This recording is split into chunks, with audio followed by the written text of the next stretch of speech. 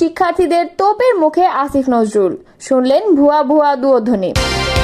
1966 সালের ভাঙাড়ি প্লেন দিয়ে আর কতজন মরলে রাষ্ট্র জাগবে। 6 দাবিতে রাস্তায় মাইলস্টোনের শোকাহত শিক্ষার্থীরা। বিধ্বস্ত বিমানটি প্রশিক্ষণ নয়, ছিল যুদ্ধ বিমান। মাইলস্টোনে অবরুদ্ধ 2 উপদেষ্টার সঙ্গে আছেন প্রধান উপদেষ্টার প্রেস সচিবও। এতক্ষণ শুনছিলেন সংবাদ শিরোনাম, এবারে বিস্তারিত।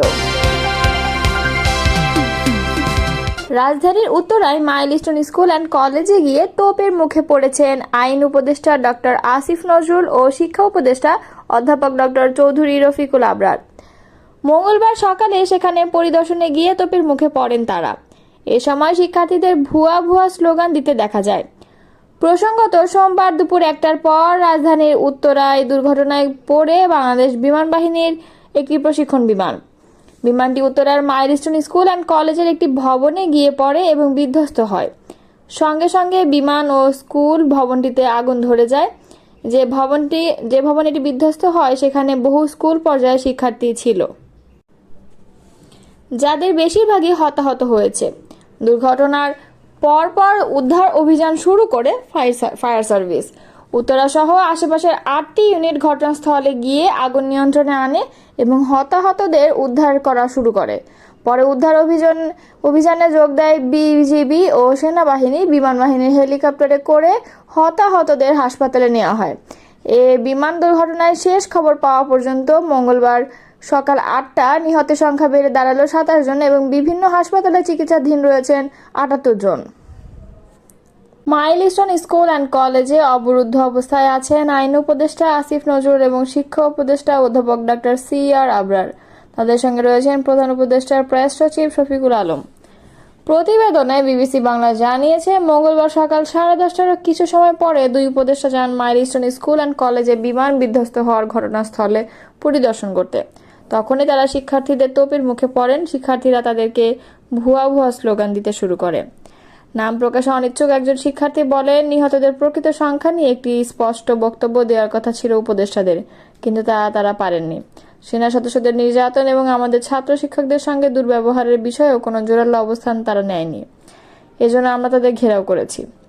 উপদেষ্টাদের প্রতি শিক্ষার্থীদের ক্ষোভের অন্যতম প্রধান কারণ তারা HSC পরীক্ষা পেছানোর ঘোষণা দিতে দেরি করেছেন। সেই সাথে শিক্ষার্থীরা মনে করছেন সরকার নিহত, আহত ও নিখোঁজের সঠিক সংখ্যা আড়াল করছে। বিবিসি বাংলা জানিয়েছে, 2 উপদেষ্টা যাওয়ার মিনিট 5 পরেই ঘটনাস্থলে গিয়েছেন প্রেস সচিবও। তারা এখন ঘটনাস্থল থেকে বের হওয়ার চেষ্টা করছেন এবং কিছুক্ষণের মাঝে তারা শিক্ষার্থীদের উদ্দেশ্যে বক্তব্য রাখবেন। সেজন্য ইতিমধ্যে মাইক আনা হয়েছে। রাজধানীর উত্তরায় মাইলস্টোন স্কুল অ্যান্ড কলেজের একটি ভবনে প্রশিক্ষণ বিমান বিধ্বস্ত হয়েছে বলে যে খবর ছড়িয়েছে তা সঠিক নয় বলে জানিয়েছে আন্তঃবাহিনীর সংযোগ পরিদপ্তর। মঙ্গলবার এক বার্তায় এই বিষয়টি স্পষ্ট করে ISPR। ওই বার্তায় বলা হয়, মাইলস্টোনের ঘটনায় কিছু সংবাদ মাধ্যমে লেখা হচ্ছে গতকালের বিমানটি একটি প্রশিক্ষণ বিমান ছিল। আমরা বিনীতভাবে আবারও জানাতে চাই, এটি ছিল যুদ্ধে ব্যবহারের উপযোগী একটি যুদ্ধ বিমান। সেটি একটি প্রশিক্ষণ মিশনে অংশ নিয়েছিল। ISPR এর তথ্য অনুযায়ী গতকাল দুপুর 1:06 রাজধানীর কুর্মিটোলার বিমান বাহিনী ঘাঁটি AK খন্দকার থেকে উড্ডয়নের কিছুক্ষণ পর বিমানটি স্কুল ভবনের উপর এসে বিধ্বস্ত হয়। দুপুর 1:18 এই খবর পায় ফায়ার সার্ভিস ও সিভিল ডিফেন্স। পরে জানা যায় বিমানটির FT-7 BGI যুদ্ধ বিমান স্কুলটির চত্বরের একটি দোতলা ভবনে বিধ্বস্ত হয়েছে। প্রশিক্ষণের কাজে ব্যবহৃত চীনের তৈরি ওই যুদ্ধ বিমান যান্ত্রিক ত্রুটির কারণে উত্তরার ওই স্কুল ভবনে আশ্রয় পড়েছিল। বিমানটি বিধ্বস্ত হওয়ার পরপরই স্কুল ভবনে আগুন ধরে যায়। এই ঘটনায় শেষ খবর পাওয়া পর্যন্ত বিমানের পাইলট সহ 27 জন নিহত এবং 78 জন হাসপাতালে চিকিৎসাধীন রয়েছেন। প্রশিক্ষণে বহু বছরের পুরনো বিমান ব্যবহার করায় নিজের ক্ষোভ ঝাড়লেন বাংলাদেশ রিপাবলিক পার্টির যুগ্ম সাধারণ সম্পাদক লেফটেন্যান্ট সাইফুল্লাহ খান সাইফ। 21 জুলাই গণমাধ্যমে দেওয়া এক বিবৃতিতে ক্ষোভ প্রকাশ করেন তিনি। এতে তিনি লিখেন, 2024 সালের 9 মে একজন বীর pilot squadron leader Asim Jawad প্রশিক্ষণ মিশনের সময় একটি যান্ত্রিক ত্রুটিপূর্ণ বিমানে প্রাণ হারান।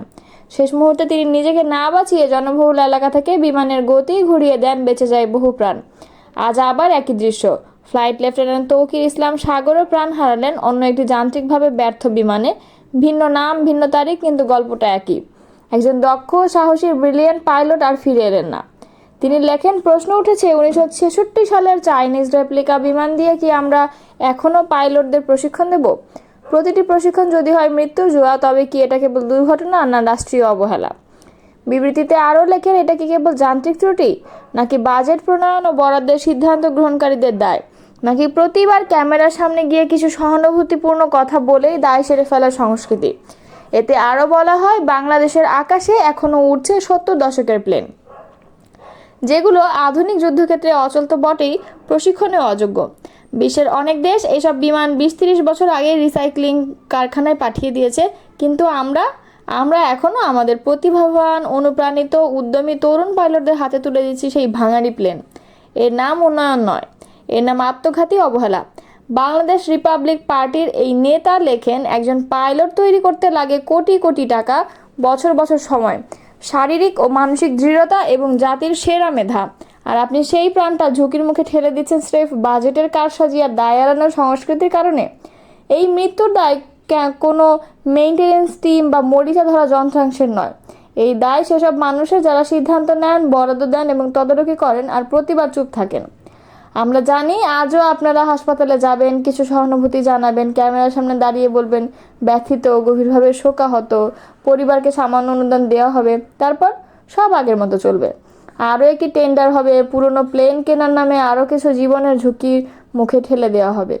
বিবৃতিতে তিনি আরও বলেন, এই যে প্রশিক্ষণ চালিয়ে যাওয়া, এই যে আধুনিকায়ন নামের প্রহসন, সবাই এক একটি পরিকল্পিত অবহেলার নামান্তর।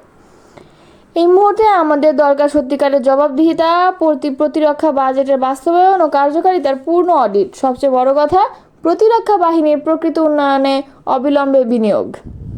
রাজধানীর উত্তরায় মাইলস্টোন স্কুল অ্যান্ড কলেজে প্রশিক্ষণ বিমান বিধ্বস্ত হয়ে হতাহতের ঘটনায় শোকাহত শিক্ষার্থীরা 6 দফা দাবি জানিয়ে বিক্ষোভ করছেন। এতে দিয়াবাড়ি গোলচত্বরে যান চলাচল সম্পূর্ণ বন্ধ রয়েছে। মঙ্গলবার বেলা 11টা থেকে মাইলস্টোনের শিক্ষার্থীরা কলেজের সামনে রাস্তায় অবরোধ করে আন্দোলন করছেন। বিচার চাই না, সন্তানের লাশ চাই, বিচার চাই, বিচার চাই, উই ওয়ান্ট জাস্টিস, এমন ব্যানারে ও প্ল্যাকার্ড হাতে নিয়ে শিক্ষার্থীরা তাদের দাবি উপস্থাপন করছে। এ সময় দেখা যায় কলেজের ভেতর থেকে প্রশাসনের কর্মকর্তাদের কয়েকটি গাড়ি বের হচ্ছিল। তখন শিক্ষার্থীরা সেসব গাড়ি ঘিরে ধরে এবং ভুয়া ভুয়া স্লোগান দিতে থাকে। এদিকে পরিস্থিতি নিয়ন্ত্রণে ঘটনাস্থলে পর্যাপ্ত পুলিশ সদস্য মোতায়েন রয়েছে। আন্দোলনরত শিক্ষার্থীদের বলেন, আমরা কোনো সহিংসতা চাই না, কিন্তু অন্যায়ের বিরুদ্ধে আমাদের অবস্থান পরিষ্কার। এত বড় দুর্ঘটনা ঘটলেও কেউ দায় নিচ্ছে না, কারো বিরুদ্ধেই ব্যবস্থা নেওয়া হয়নি। আমরা এই অবিচারের বিচার চাই। শিক্ষার্থীদের 6 দফা দাবি